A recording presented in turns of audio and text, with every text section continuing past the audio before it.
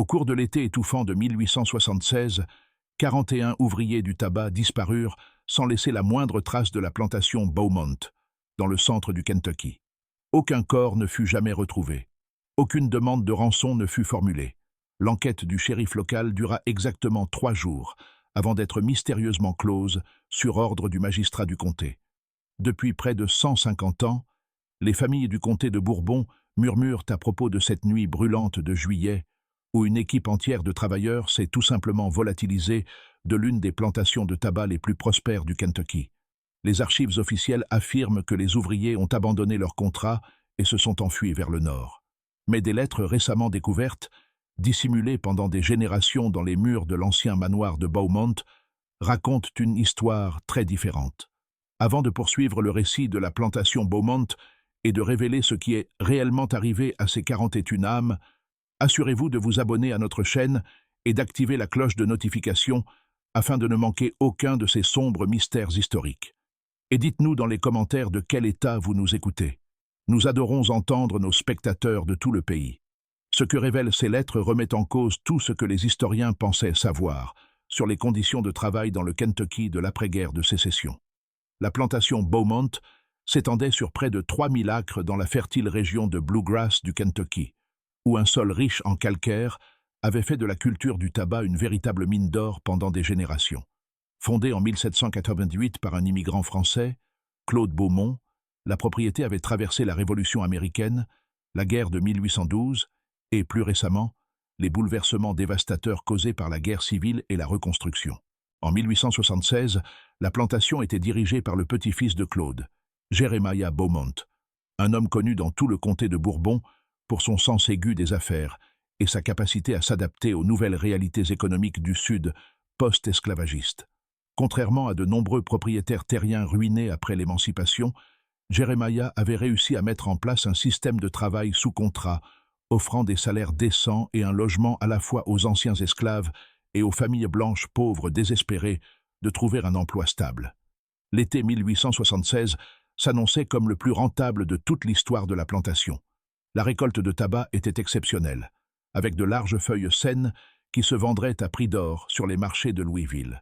Jeremiah avait réuni une main-d'œuvre diversifiée de 41 hommes, femmes et adolescents, un mélange d'anciens esclaves ayant choisi de rester sur la terre qu'ils connaissaient, d'immigrants irlandais fuyant la misère, et de familles blanches locales peinant à survivre dans l'incertitude économique de l'après-guerre.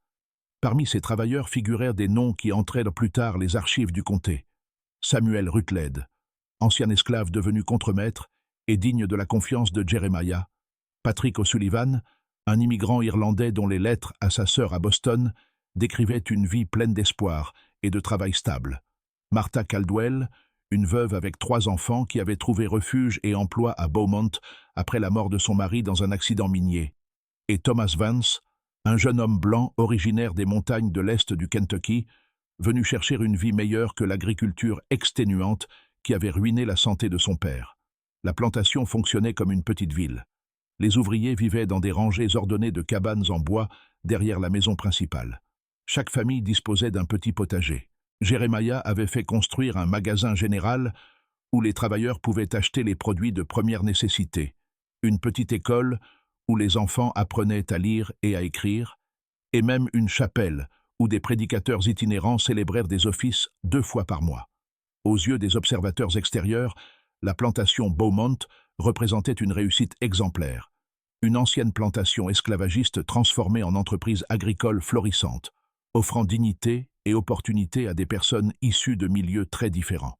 Mais sous cette façade de prospérité, les tensions couvaient. L'été 1876 n'était pas un été comme les autres aux États-Unis. C'était l'année du centenaire, une période où la nation célébrait ses réussites tout en étant confrontée aux promesses non tenues de la reconstruction. Dans le Kentucky, comme dans une grande partie du Sud, des groupes suprémacistes blancs tels que le Ku Klux Klan restaient actifs, terrorisant les communautés noires et tous les blancs qui osaient travailler avec elles sur un pied d'égalité. La main-d'œuvre intégrée de Beaumont était une anomalie qui attirait l'attention, pas toujours bienveillante. Le rédacteur en chef du journal local, Harrison Crow, avait publié plusieurs éditoriaux critiquant cette expérience sociale à Beaumont, affirmant qu'une telle intégration était contre nature et dangereuse pour l'ordre établi. Plusieurs propriétaires de plantations voisines, encore amers de leur perte durant la guerre, regardèrent le succès de Jeremiah avec un mélange d'envie et de ressentiment. Des rumeurs circulaient, réunions nocturnes, cavaliers encapuchonnés aperçus sur les routes proches de la plantation, menaces murmurées dans l'obscurité. Le 23 juillet 1876 commença comme n'importe quelle journée d'été à la plantation Beaumont.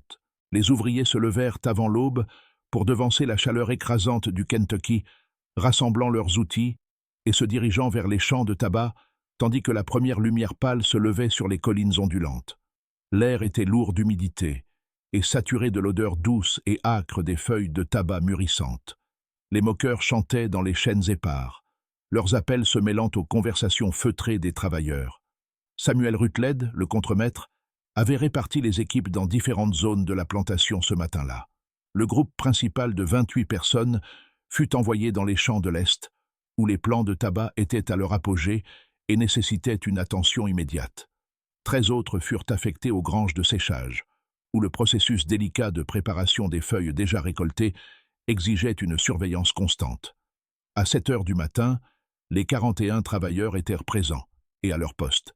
Jeremiah Beaumont effectua sa tournée matinale habituelle, parcourant les champs à cheval et s'arrêtant pour discuter avec les chefs d'équipe des tâches du jour.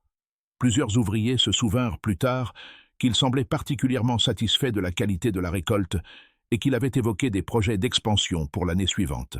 « Cette récolte nous assurera l'avenir pour des années », dit-il à Samuel Rutledge en examinant une parcelle particulièrement belle de tabac. « Chaque famille, ici, en verra les bénéfices. » Au fil de la journée, la chaleur oppressante fit grimper les températures bien au-delà de 32 degrés.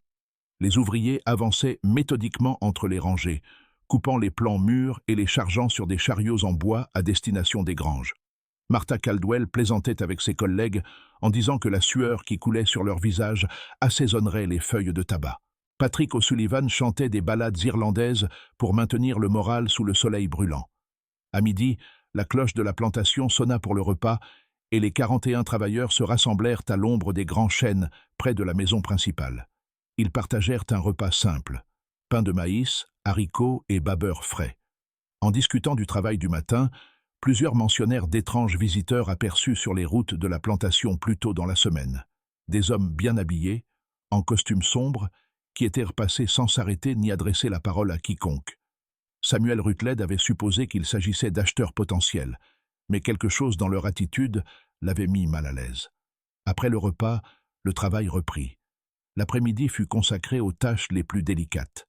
Sélectionner et préparer les meilleures feuilles destinées au marché haut de gamme. Les ouvriers travaillèrent jusqu'au coucher du soleil lorsque la cloche sonna à nouveau pour marquer la fin de la journée. Comme c'était l'usage depuis des mois, les 41 travailleurs se rassemblèrent au magasin général pour recevoir leur salaire quotidien. Jeremiah Beaumont croyait au paiement journalier plutôt qu'hebdomadaire, une pratique qui lui avait valu une grande loyauté. Thomas Vance, qui tenait des registres méticuleux des paiements, nota dans son journal que ce soir-là, tous les travailleurs étaient présents et comptabilisés à 18h30, lorsque les derniers salaires furent distribués. Les ouvriers se dispersèrent ensuite vers leurs cabanes pour le souper et le repos, beaucoup se retrouvant sur leur porche pour profiter de la fraîcheur du soir et échanger les histoires de la journée. Mais quelque chose se produisit dans l'obscurité, entre le coucher et le lever du soleil. Quelque chose qui transformerait une plantation prospère du Kentucky en l'un des cas de disparition les plus déroutants de l'histoire américaine.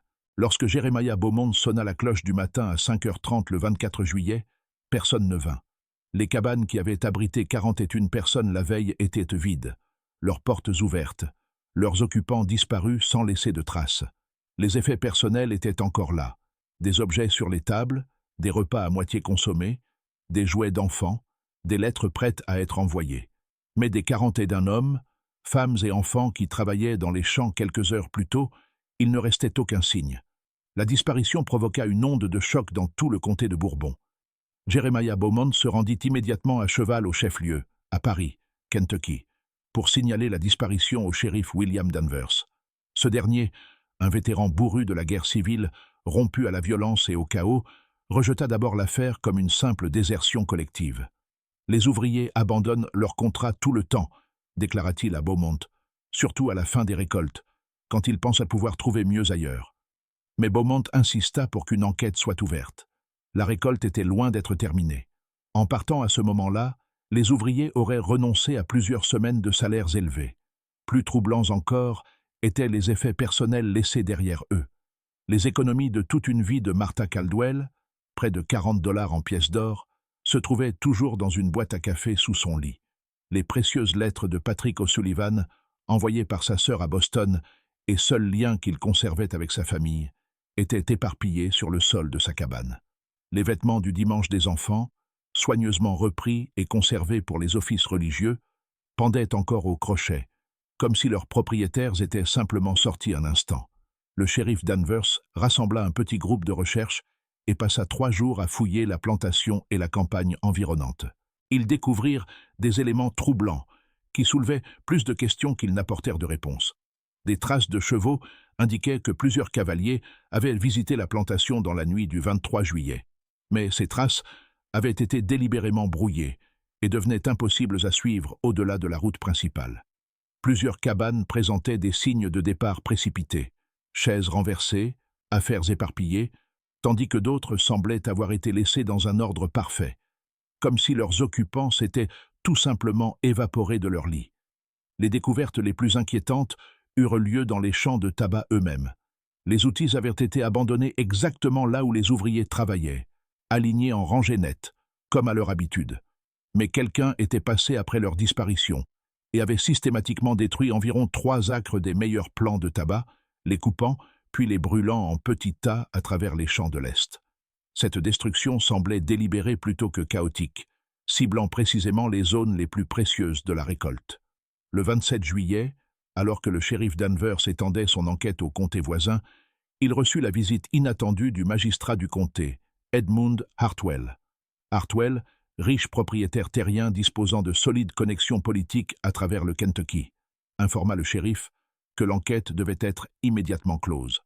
Le registre officiel indiquerait que les 41 ouvriers avaient violé leur contrat et fui vers le nord, probablement pour chercher du travail dans les villes industrielles, en pleine expansion de l'Ohio et de l'Indiana. Lorsque le shérif Danvers protesta, affirmant que les preuves suggéraient quelque chose de bien plus sinistre, le magistrat Hartwell produisit une liasse de documents juridiques. Quelqu'un, il refusa de dire qui, s'était manifesté avec des informations prouvant que les ouvriers disparus étaient impliqués dans des activités illégales. Les détails furent scellés par décision de justice, mais Hartwell assura au shérif que la fermeture de l'enquête était dans l'intérêt de toutes les parties concernées. Toute investigation supplémentaire n'apporterait qu'une attention indésirable sur le comté de Bourbon et risquerait de nuire à la réputation et aux perspectives économiques de la région. Jeremiah Beaumont fut dévasté, à la fois par la perte de ses ouvriers et par l'arrêt brutal de l'enquête.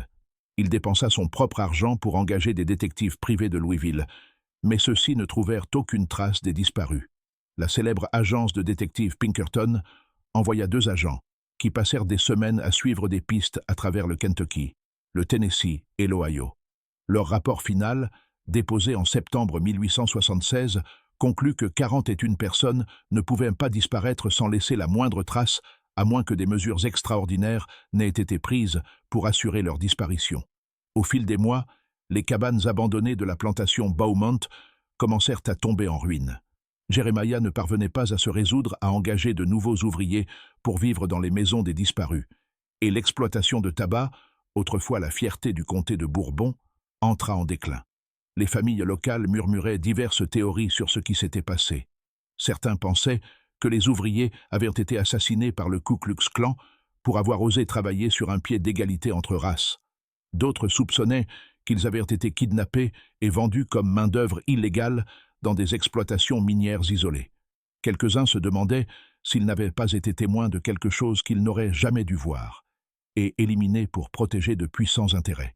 Le mystère s'épaissit en 1879 lorsqu'un vagabond de passage dans le comté de Bourbon affirma avoir vu Martha Caldwell dans une pension de famille à Memphis. Il la décrivit avec précision, y compris la cicatrice distinctive sur sa main gauche, souvenir d'un accident d'enfance. Lorsque les autorités enquêtèrent, elles découvrirent qu'une femme correspondant à cette description avait effectivement séjourné dans la pension pendant 3 jours, en juin 1879, mais qu'elle n'avait donné aucun nom et avait réglé sa note en pièces d'or. La propriétaire se souvenait qu'elle demandait à plusieurs reprises des informations sur un passage sûr vers le Mexique avant de disparaître un matin sans explication. Cette unique observation non vérifiée resta la seule trace potentielle jamais signalée de l'un quelconque des 41 ouvriers disparus. Avec le temps et l'absence de nouvelles preuves, l'histoire des travailleurs de la plantation Beaumont devint une légende locale, racontée et répétée autour des tables de cuisine et dans les boutiques rurales du centre du Kentucky. La vérité sur ce qui était arrivé aux 41 ouvriers serait peut-être restée enfouie à jamais sans la curiosité de Margaret Beaumont, la petite nièce de Jeremiah, qui hérita du manoir délabré de la plantation en 1923. Margaret, institutrice à Louisville, passionnée d'histoire familiale, était déterminée à restaurer la demeure et à découvrir l'histoire complète de l'héritage mystérieux de sa famille. Au cours des travaux de rénovation, Margaret fit une série de découvertes qui mirent progressivement au jour une conspiration bien plus complexe et sinistre que quiconque ne l'avait imaginé. En retirant un papier peint endommagé par l'eau dans l'ancien bureau de Jeremiah, elle découvrit un ensemble de lettres soigneusement dissimulées dans les murs, une correspondance que Jeremiah avait apparemment cachée peu avant sa propre mort, en 1881. Ces lettres révélaient que les problèmes de la plantation Beaumont avaient commencé des mois avant la disparition des ouvriers. Dès le début de l'année 1876, Jeremiah avait reçu des messages de plus en plus menaçants d'un groupe se faisant appeler la Fraternité du Kentucky, une organisation secrète composée apparemment de riches propriétaires terriens, de politiciens et d'hommes d'affaires opposés à l'intégration et au succès économique d'exploitations comme Beaumont. Une lettre datée du 15 mai 1876 était particulièrement glaçante. « Monsieur Beaumont, votre expérience sociale est allée trop loin. Le mélange des races dans des positions d'égalité est une abomination qui menace l'ordre naturel de notre société. Vous avez déjà été averti, mais vous continuez à afficher votre mépris des traditions du Sud. La fraternité a voté. Vous cesserez immédiatement ces activités ou vous subirez des conséquences qui serviront d'avertissement à ceux qui pourraient suivre votre exemple égaré. » Une autre lettre, datée de juin 1876, était encore plus explicite. Vos ouvriers ont été observés participant à des rassemblements sociaux intégrés et votre exploitation est devenue un phare pour des éléments radicaux cherchant à saper notre mode de vie. Dissolvez immédiatement votre main-d'œuvre et adoptez des pratiques de travail appropriées ou la fraternité prendra des mesures pour protéger les intérêts de ce comté. Ne prenez pas ceci pour une menace en l'air. Margaret trouva des preuves que Jeremiah avait pris ces menaces très au sérieux. Il avait écrit au gouverneur du Kentucky pour demander une protection, mais sa lettre avait apparemment été interceptée ou ignorée. Il avait également contacté les autorités fédérales à Louisville. Cependant, l'application des droits civiques après la reconstruction s'était considérablement relâchée, et l'intérêt fédéral pour la protection des forces de travail intégrées avait fortement diminué en 1876. La lettre la plus révélatrice était celle que Jeremiah avait écrite à son frère en Virginie, datée de seulement 2 jours avant la disparition. « Thomas, je crains d'avoir commis une terrible erreur.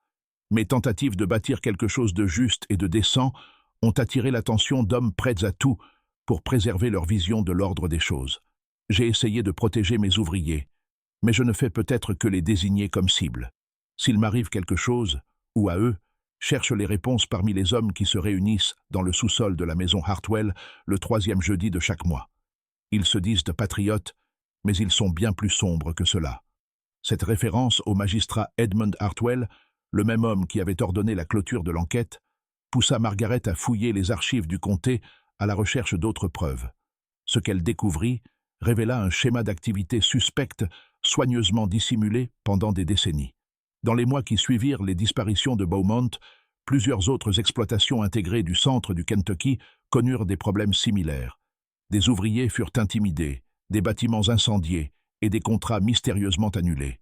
Les coupables ne furent jamais identifiés, mais les archives du comté montraient que dans chaque cas, les enquêtes avaient été rapidement fermées sur ordre des magistrats locaux.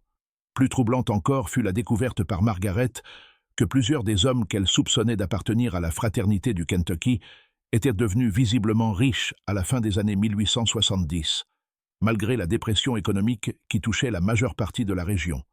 Edmund Hartwell, en particulier, avait acheté 3 plantations supplémentaires entre 1877 et 1880, augmentant ses possessions de près de 10 000 acres, à une époque où la plupart des propriétaires peinaient à conserver leurs terres existantes.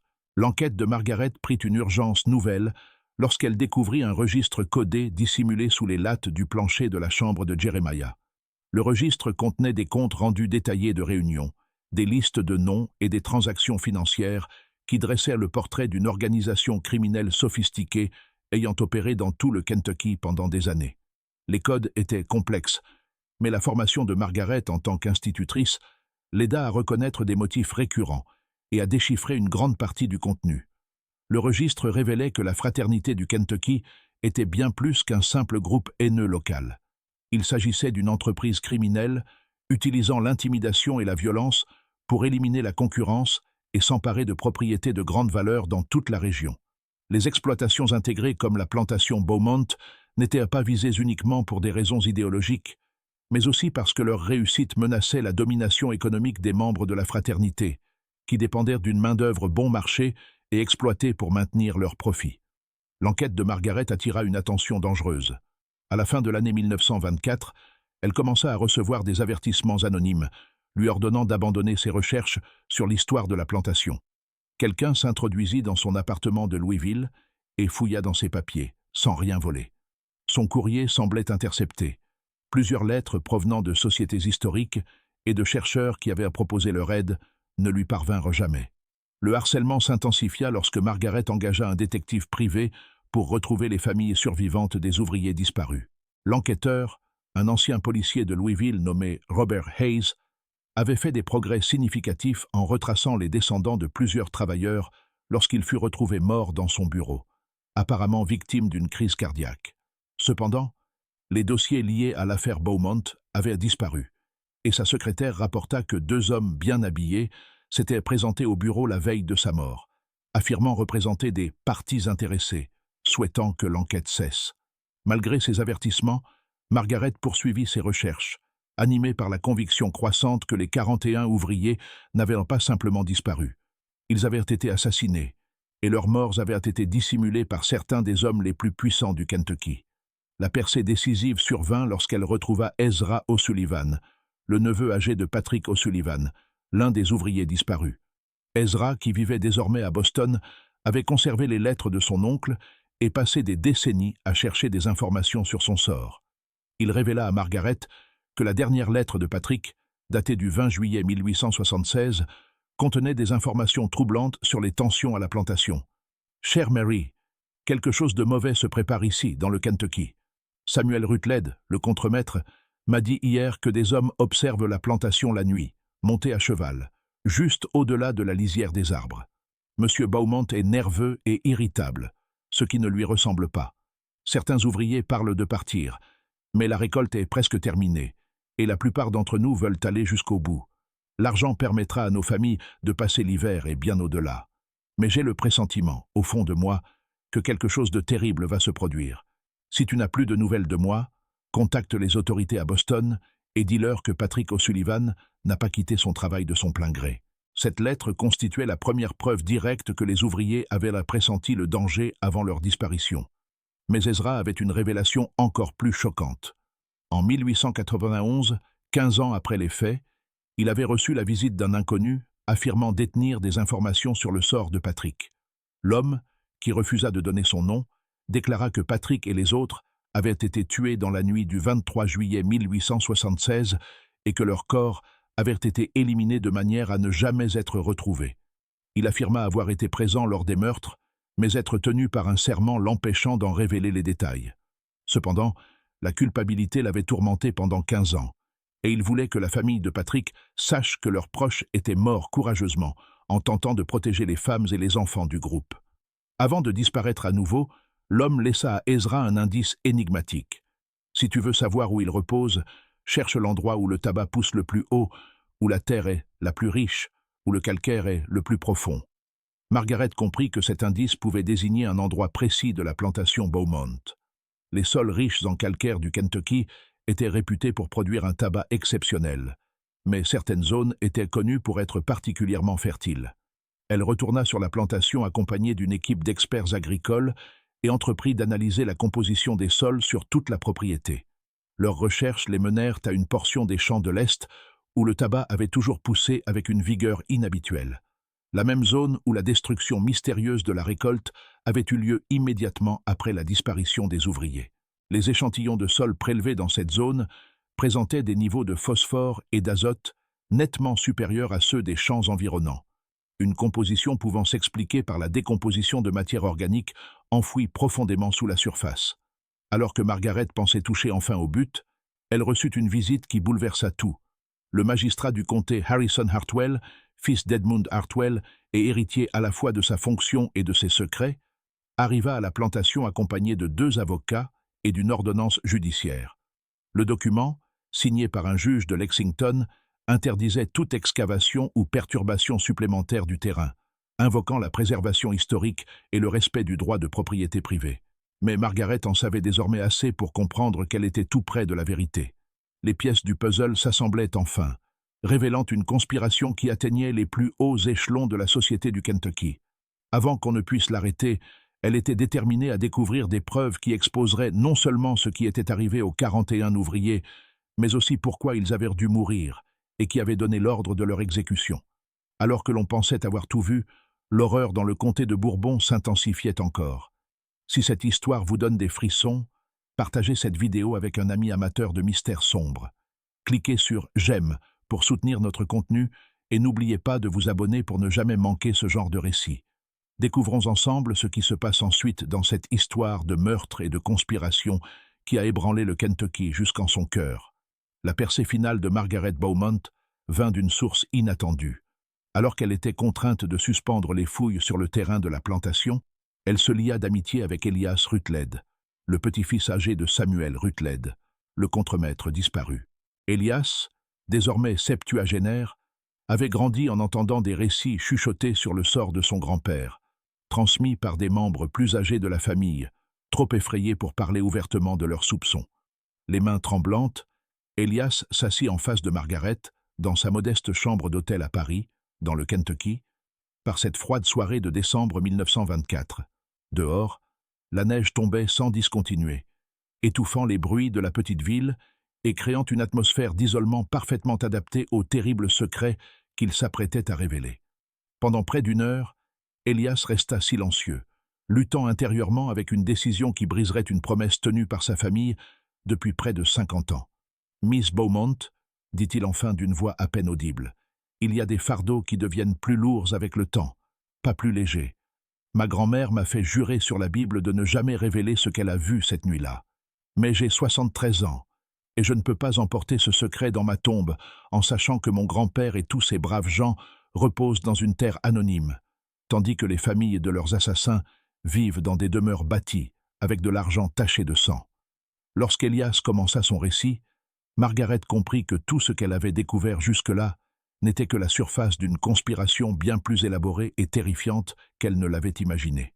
Sa grand-mère, Rebecca, l'épouse de Samuel, ne se trouvait pas à la plantation dans la nuit du 23 juillet 1876. Elle était à Lexington pour s'occuper de sa sœur Martha, mourante de la tuberculose. Cette absence, qui lui avait probablement sauvé la vie, fit aussi d'elle l'unique témoin des conséquences immédiates de ce qui serait plus tard connu sous le nom de massacre de Beaumont. Rebecca était revenue à la plantation le matin du 24 juillet, s'attendant à trouver son mari et les autres ouvriers commençant une nouvelle journée de récolte. À la place, elle découvrit un silence inquiétant qui lui glaça le sang. Les cabanes des ouvriers étaient vides, leurs portes béantes comme des bouches figées dans des cris muets. Des jouets d'enfants jonchèrent le sol, et les préparatifs du repas du matin avaient été abandonnés en plein geste. Des marmites de gruau reposaient encore sur des foyers éteints, et du marc de café était renversé sur les tables, comme si les habitants avaient été interrompus au milieu de leur routine matinale. Mais Rebecca n'était pas une simple épouse d'ouvrier. Née esclave sur une plantation de Virginie, elle avait développé les instincts de survie qui l'avaient maintenue en vie, à travers l'horreur de la servitude et le chaos de la guerre civile. Lorsqu'elle pressentit le danger, elle sut qu'il fallait d'abord se cacher et enquêter ensuite. Au lieu d'appeler son mari ou de s'approcher de la maison principale, Elle se dissimula dans les bois denses, bordant les champs de l'Est, et attendit de voir ce qui se dévoilerait. Ce qu'elle observa au cours des heures suivantes la hanterait pour le reste de sa vie. Alors que le soleil montait dans le ciel, apportant la chaleur écrasante typique des étés du Kentucky, Rebecca vit apparaître des chariots sortant des champs de l'Est. Ce n'étaient pas les habituels chariots à tabac, mais de lourds chariots de fret, dotés de plateaux renforcés et recouverts de bâches de toile. Les chariots étaient conduits par des hommes qu'elle ne reconnaissait pas, mais plusieurs cavaliers qui les escortaient lui étaient, eux, bien trop familiers. Le magistrat du comté, Edmund Hartwell, ouvrait la procession à cheval, ses vêtements habituellement impeccables maculés de ce qui semblait être de la terre, et quelque chose de plus sombre. Derrière lui venait le juge Cornelius Vandenberg du tribunal du comté, le maire Samuel Preston de la ville de Paris et le docteur Hiram Caldwell, sans lien de parenté avec la disparue Martha Caldwell, mais médecin le plus respecté du comté et homme en qui Rebecca avait toujours eu confiance. Voir ces piliers de la communauté impliqués dans ce qui était arrivé aux ouvriers la remplit d'une terreur dépassant tout ce qu'elle avait connu, même durant les jours les plus sombres de l'esclavage. La procession avançait lentement vers la route principale et Rebecca compta au moins 8 chariots, tous lourdement chargés et bâchés. Les hommes à cheval parlaient à voix basse et pressée, mais l'air chaud de l'été porta jusqu'à sa cachette des fragments de leur conversation. Des références à la route vers le nord, aux arrangements à Louisville, et surtout cette phrase glaçante, s'assurer qu'il ne reste aucune trace. Mais le cauchemar de Rebecca était loin d'être terminé. Après que les chariots eurent disparu sur la route principale, un autre groupe d'hommes arriva à la plantation. Ce n'étaient pas les notables respectables qu'elle avait reconnus plus tôt, mais des individus à l'allure rude, se déplaçant avec l'efficacité méthodique de gens habitués à la violence. Ils commencèrent immédiatement une destruction systématique des preuves, révélant le caractère prémédité de ce qui s'était produit. Les hommes passèrent chaque cabane abandonnée au peigne fin, retirant tout ce qui pouvait identifier les ouvriers disparus ou fournir le moindre indice sur leur sort. Les lettres personnelles furent rassemblées et brûlées dans un grand feu derrière la maison principale. Les vêtements et effets personnels furent chargés sur de plus petits chariots et emportés. Plus inquiétant encore, les hommes apportèrent des seaux remplis d'une substance chimique. Rebecca comprit plus tard qu'il s'agissait de chaux, qu'ils répandirent dans les cabanes et aux alentours, sans doute pour détruire toute trace biologique restante. En observant cet effacement méthodique de 41 vies humaines, Rebecca comprit qu'elle n'assistait pas à un acte de violence spontané, mais à une opération soigneusement planifiée de longue date. Les hommes travaillaient avec une précision quasi militaire, suivant un plan clairement établi. Ils savaient exactement où chercher les documents importants, quelles zones traiter avec des produits chimiques et comment éliminer toute trace de l'existence même des ouvriers. Le moment le plus horrible survint lorsque Rebecca vit plusieurs hommes revenir des champs de l'Est emportant des outils ensanglantés et des vêtements souillés. Ils jetèrent ces objets dans le feu derrière la maison principale et l'odeur âcre de tissu brûlé et de quelque chose d'autre, d'organique et d'effroyable, dériva dans l'air humide jusqu'à sa cachette. C'est alors que Rebecca comprit pleinement que son mari et tous les autres ouvriers étaient morts, et que leurs corps avaient été éliminés quelque part dans ces champs de l'Est. Mais le cauchemar n'était toujours pas terminé. Au fil de l'après-midi, Rebecca observa les conspirateurs entamer la phase suivante de leur plan, construire un faux récit pour expliquer la disparition des ouvriers. Jeremiah Beaumont arriva lui-même à la plantation vers 15 heures, arrivant au galop depuis la direction de Paris. À son comportement, il était évident qu'il ignorait tout de ce qui s'était produit. Son choc et son horreur en découvrant les cabanes vides semblèrent sincères, et Rebecca le vit chercher frénétiquement le moindre signe de ses ouvriers. Ce qui se produisit ensuite révéla l'ampleur réelle de la conspiration. Le magistrat Hartwell s'approcha de Jeremiah avec ce qui ressemblait à une explication préparée à l'avance. Rebecca ne put entendre toute la conversation, mais elle saisit suffisamment de bribes pour comprendre que Hartwell expliquait que les ouvriers avaient été menacés par des justiciers locaux et avaient fui dans la nuit pour leur propre sécurité. Hartwell produisit des documents qu'il affirmait prouver que les ouvriers avaient violé leur contrat et abandonné leur emploi. Les protestations désespérées de Jeremiah furent accueillies par les assurances calmes de Hartwell, qui affirma que tout serait fait pour retrouver les disparus. Mais Rebecca voyait ce que Jeremiah ne pouvait pas voir. Les signaux subtils échangés entre Hartwell et les autres hommes, la manière dont il se positionnait pour contrôler la conversation, la façon experte dont il détournait les questions et les inquiétudes de Jeremiah. À l'approche du soir, Rebecca comprit qu'elle était en danger de mort. Si les conspirateurs découvraient qu'un témoin avait observé leurs actes, ils n'hésiteraient pas à l'éliminer. Elle commença à s'enfoncer prudemment plus profondément dans les bois, décidée à rester cachée jusqu'à pouvoir quitter la région en toute sécurité. Mais en progressant dans les fourrés, elle surprit une conversation qui révéla toute l'horreur de ce qu'elle avait vu. Deux des hommes à l'allure brutale se tenaient près de la lisière du bois, fumant et discutant des événements de la journée. L'un se plaignait de la difficulté physique du travail accompli dans les champs de l'Est. L'autre répondit avec une brutalité désinvolte qui glaça le sang de Rebecca. 40 est un corps, ça ne s'enterre pas tout seul, surtout quand il faut creuser assez profond pour qu'on ne les retrouve jamais. Mais la paix est bonne. Et le patron dit que ce genre de boulot remet les gens de couleur et leurs sympathisants blancs à leur place. Rien de tel qu'une équipe entière qui disparaît pour faire réfléchir ceux qui deviennent trop arrogants. Le premier homme ricana et ajouta « La chaux s'occupera de toute preuve, et au printemps prochain, ce sera la terre à tabac la plus fertile du Kentucky. » Ironique, non? Ceux qui pensaient être trop bons pour connaître leur place finiront par fertiliser les récoltes qui rendront leurs supérieurs encore plus riches. Cette conversation confirma les pires craintes de Rebecca concernant le sort de son mari. Mais elle lui donna aussi une information cruciale sur l'emplacement de la fosse commune. Les champs de l'Est, là où les conspirateurs avaient travaillé toute la journée. Là où le tabac avait toujours poussé avec une vigueur inhabituelle. C'est là que Samuel et les autres avaient été enterrés. Rebecca resta cachée dans les bois bien après minuit avant d'entamer son départ prudent de la plantation. Elle n'osa pas retourner à sa cabane pour récupérer ses affaires, sachant que les conspirateurs pouvaient surveiller quiconque tenterait de réclamer les biens des ouvriers. Elle se rendit à pied jusqu'à Lexington, où la présence de sa sœur mourante expliquait sa venue dans la région. Mais l'épreuve de Rebecca était loin d'être terminée. Dans les jours qui suivirent, elle comprit que la conspiration dépassait largement ce qu'elle avait vu à la plantation. Lorsque le shérif Danvers entama son enquête, Rebecca envisagea de se manifester. Mais avant qu'elle ne puisse entrer en contact avec lui, elle reçut la visite de deux hommes qui se présentèrent comme des « amis », soucieux de s'assurer qu'elle comprenait l'importance de garder le silence sur les événements récents. Ils ne la menacèrent jamais explicitement, mais le message était limpide.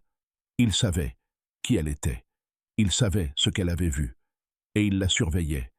Ils lui suggérèrent qu'elle pourrait envisager de quitter définitivement le Kentucky, comme tant d'anciens esclaves migrant vers le nord à la recherche de meilleures opportunités.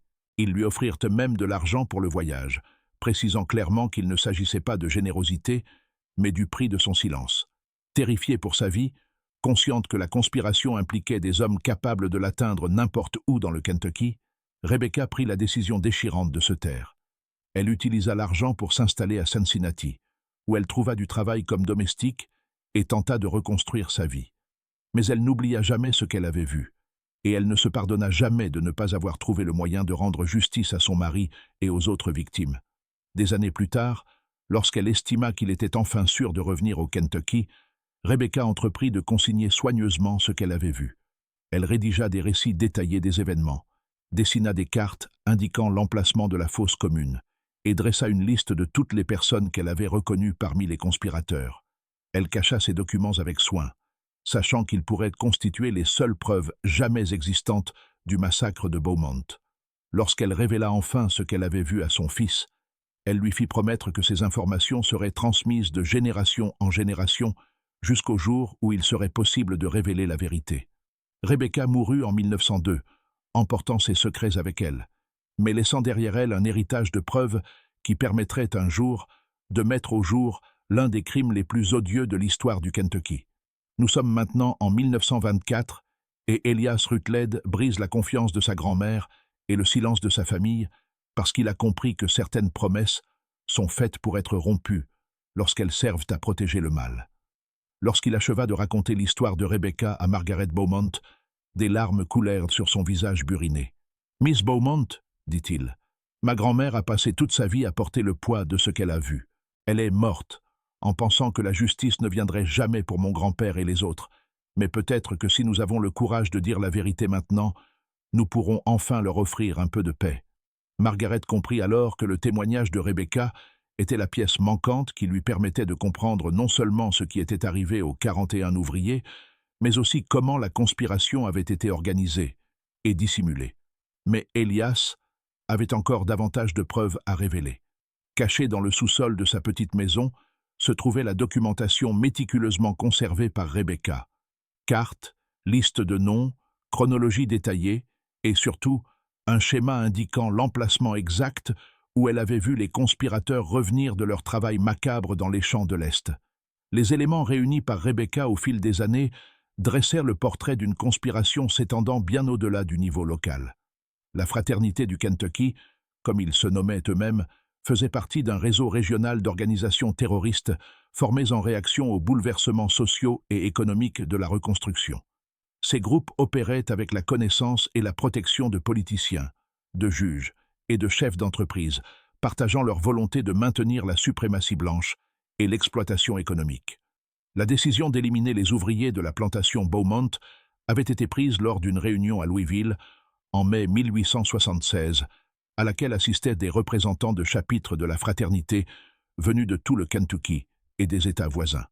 La main-d'œuvre intégrée de Beaumont était perçue comme un exemple dangereux, susceptible d'inspirer des expériences similaires ailleurs. Si de telles exploitations pouvaient réussir, cela prouverait que le Sud pouvait prospérer sans maintenir l'oppression raciale ni les pratiques de travail abusives qui profitaient aux membres de la fraternité. Le massacre avait été planifié avec une précision militaire. Le moment avait été soigneusement choisi pour coïncider avec le pic de la saison des récoltes, lorsque les ouvriers seraient les plus réticents à partir et lorsque leur disparition causerait le maximum de dommages économiques à Jeremiah Beaumont. Le lieu avait été sélectionné parce que l'isolement des champs de l'Est permettait aux conspirateurs d'agir sans être observés depuis la maison principale ou la route voisine. Plus glaçante encore, les archives de Rebecca révélaient que le massacre de Beaumont n'était pas un incident isolé. La Fraternité du Kentucky avait été responsable d'opérations similaires dans toute la région, visant des forces de travail intégrées, des politiciens républicains, des militants des droits civiques et toute personne remettant en cause l'ordre social de l'après-reconstruction. Le groupe tenait des registres détaillés de ses activités, traitant le terrorisme et le meurtre comme une simple activité commerciale. Armée de ces preuves, Margaret comprit enfin pourquoi son enquête avait suscité une opposition aussi féroce. Les descendants et successeurs des membres originels de la fraternité occupèrent toujours des positions de pouvoir à travers le Kentucky et étaient déterminés à empêcher la révélation des crimes de leurs ancêtres. La conspiration s'était transmise de génération en génération, maintenant son secret par l'intimidation, la corruption et le placement stratégique de sympathisants dans des postes d'autorité. Mais Margaret réalisa aussi qu'elle détenait désormais des éléments capables d'apporter justice aux 41 ouvriers assassinés. La documentation de Rebecca ne prouvait pas seulement ce qui s'était produit. Elle nommait les responsables et indiquait l'emplacement de leur fosse commune.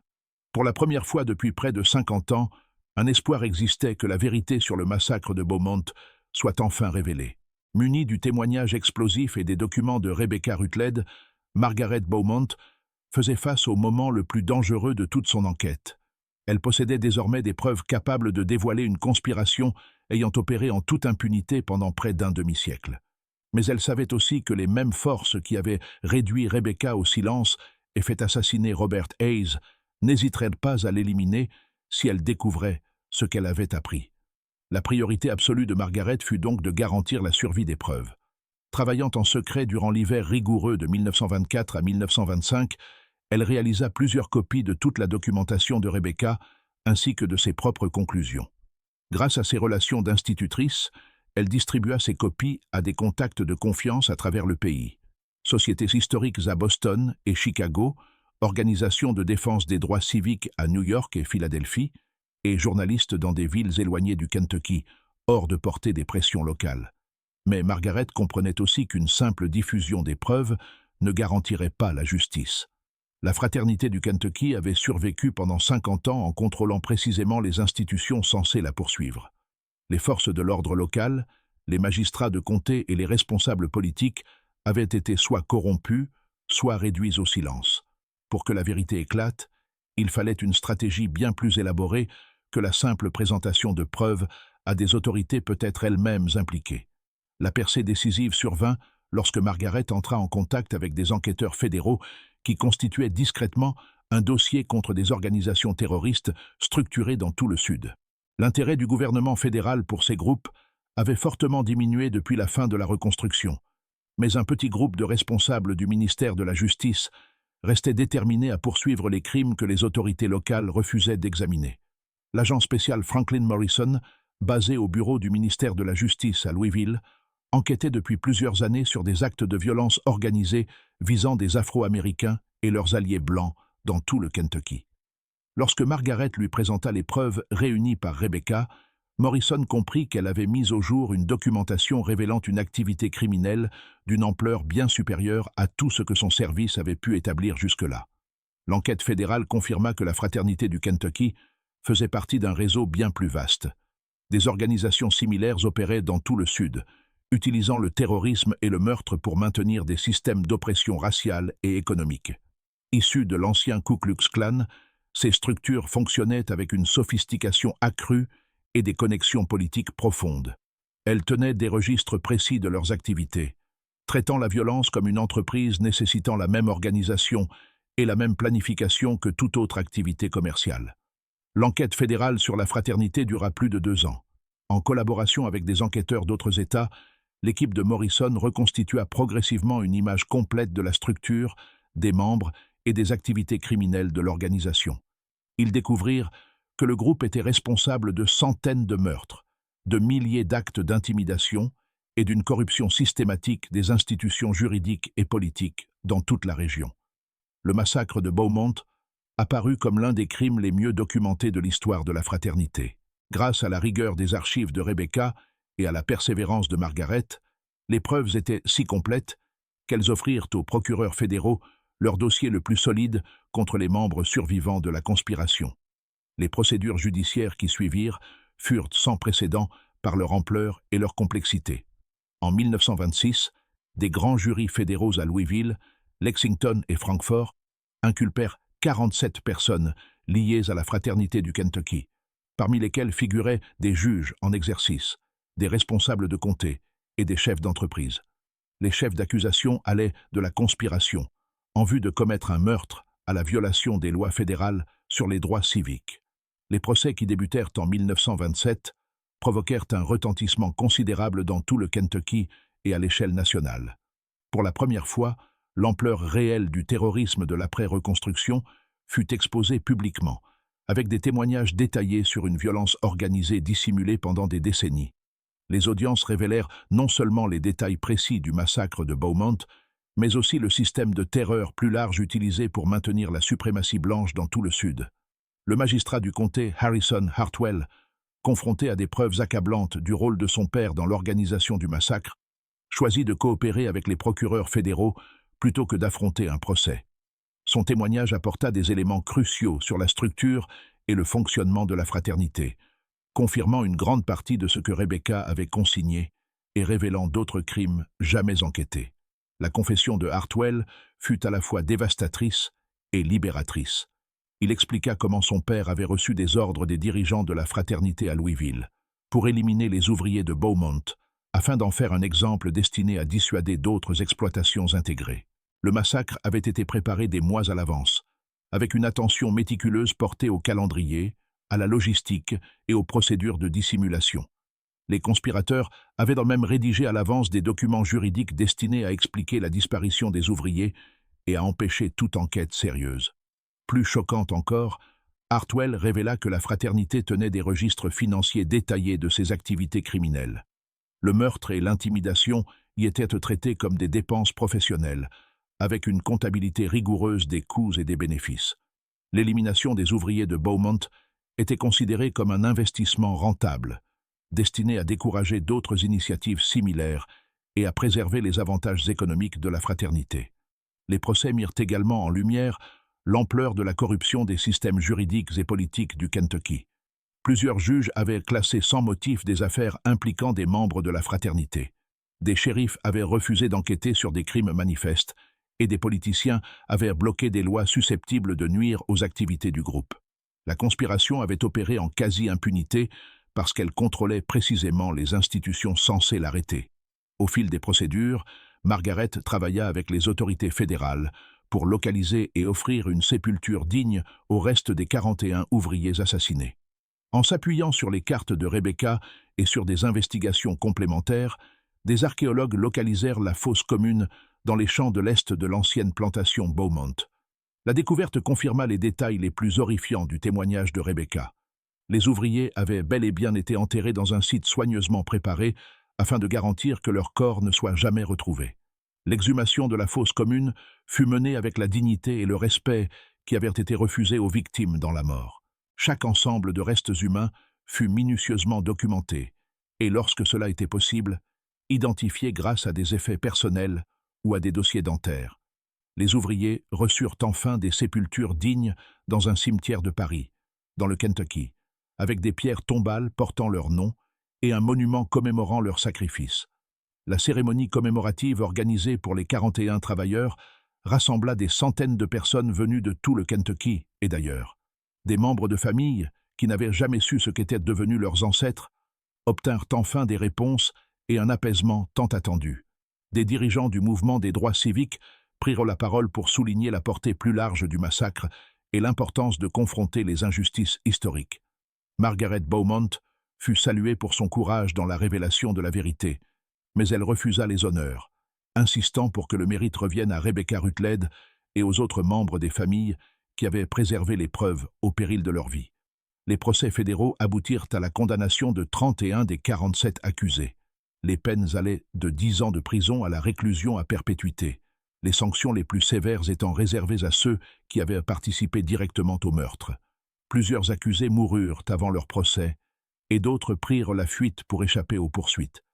La fraternité du Kentucky fut effectivement démantelée en tant qu'organisation, bien que certains membres ayant échappé à la justice continuèrent à occuper des positions influentes dans la région. La révélation du massacre de Beaumont eut des répercussions bien au-delà des poursuites pénales. L'affaire devint un catalyseur pour un regain d'attention fédérale envers le terrorisme organisé dans le Sud et contribua à l'adoption de lois plus strictes en matière de droits civiques. Elle inspira également des enquêtes similaires dans d'autres États, menant à la mise au jour de conspirations comparables et à la poursuite d'autres organisations terroristes. Margaret Beaumont consacra le reste de sa vie à s'assurer que les victimes du massacre ne soient jamais oubliées et que les leçons de leur sacrifice soient transmises aux générations futures. Elle fonda la Beaumont Memorial Foundation, qui accordait des bourses aux descendants des ouvriers assassinés et soutenait la recherche sur d'autres épisodes de violence organisée durant la période de l'après-reconstruction. La Fondation œuvrait également à la préservation des archives historiques du massacre et de ses conséquences. Margaret constitua une archive exhaustive de documents, de témoignages et de preuves liées à l'affaire, créant une ressource encore utilisée aujourd'hui par les historiens et les chercheurs. Elle insista pour que ces archives ne se limitent pas aux faits de la conspiration, mais incluent aussi les histoires personnelles des victimes et l'impact de leur mort sur leurs familles et leur communauté. Son travail dépassa largement la simple documentation. Margaret s'engagea activement dans l'éducation et la sensibilisation, intervenant dans des écoles, des universités et des organisations communautaires à travers le pays pour raconter l'histoire du massacre de Beaumont et son importance dans l'histoire américaine. Elle collabora avec d'autres chercheurs pour documenter des crimes similaires dans tout le Sud, contribuant à une compréhension globale du terrorisme organisé durant la période postérieure à la guerre de sécession. L'ancienne plantation Beaumont fut finalement transformée en mémorial et en centre éducatif consacré à l'histoire des relations de travail et des droits civiques dans le Kentucky. Les cabanes restaurées des ouvriers servent aujourd'hui d'exposition racontant l'histoire des 41 victimes et replaçant leur vie dans le contexte plus large des luttes des travailleurs dans le sud de l'après-reconstruction. Les champs de l'Est, où les ouvriers avaient été enterrés, ont été aménagés en jardins commémoratifs avec des sentiers et des panneaux explicatifs soulignant l'importance du site.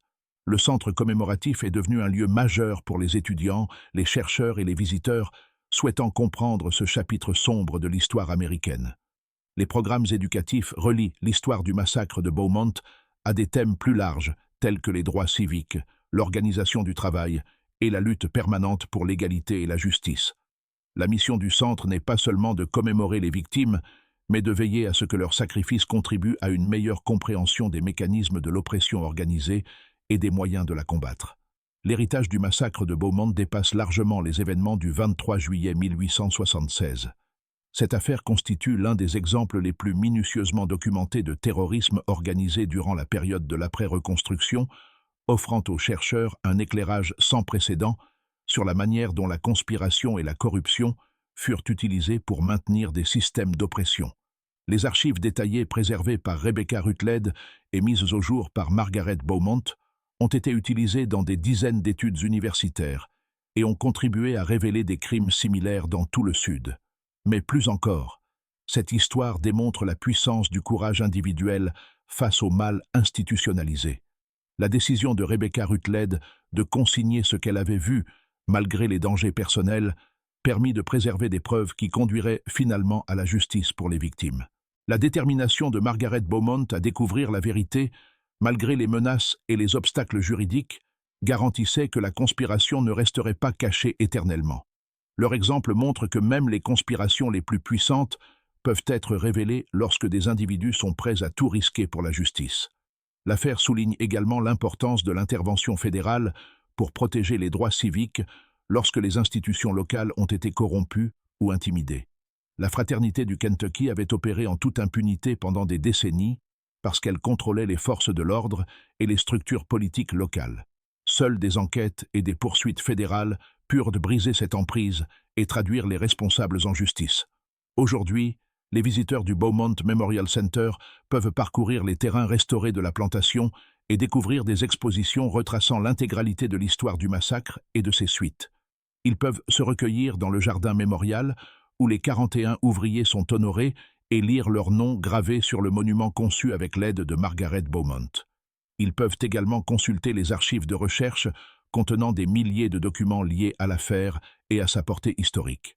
Mais l'aspect le plus puissant du mémorial réside dans le lien qu'il établit entre le passé et le présent. L'histoire du massacre de Beaumont n'est pas qu'une curiosité historique. C'est un rappel que la lutte pour l'égalité et la justice est toujours en cours, et que des personnes ordinaires peuvent provoquer des changements extraordinaires lorsqu'elles agissent avec courage et détermination. Les 41 ouvriers morts à la plantation Beaumont croyaient en la possibilité d'un avenir meilleur, un avenir où des personnes d'origines différentes pourraient travailler ensemble dans la dignité et le respect, où le travail serait équitablement récompensé et où les enfants auraient accès à l'éducation et aux opportunités, indépendamment de la race ou du statut social de leurs parents. Leur vision fut réduite au silence par la violence, mais leur héritage perdure dans la lutte continue pour la justice et l'égalité qu'ils ont payée de leur vie. Que pensez-vous de cette histoire? Pensez-vous que la justice a finalement été rendue? Ou les crimes de la fraternité du Kentucky représentent-ils un échec du système judiciaire dont les échos résonnent encore aujourd'hui? Comment faire en sorte que le sacrifice de ces 41 ouvriers contribue à bâtir une société plus juste et plus égalitaire? Laissez votre commentaire ci-dessous et partagez vos réflexions sur ce chapitre sombre mais profondément inspirant de l'histoire américaine. Si ce récit vous a marqué et que vous souhaitez découvrir d'autres histoires révélant les vérités cachées de notre passé, abonnez-vous, activez la cloche de notification et partagez-le avec une personne passionnée par les mystères historiques. Ces histoires comptent. Elles nous aident à comprendre non seulement d'où nous venons, mais aussi où nous allons, et comment construire un avenir meilleur pour tous. À très bientôt dans la prochaine vidéo, où nous continuerons à explorer les zones d'ombre et de lumière de l'histoire américaine.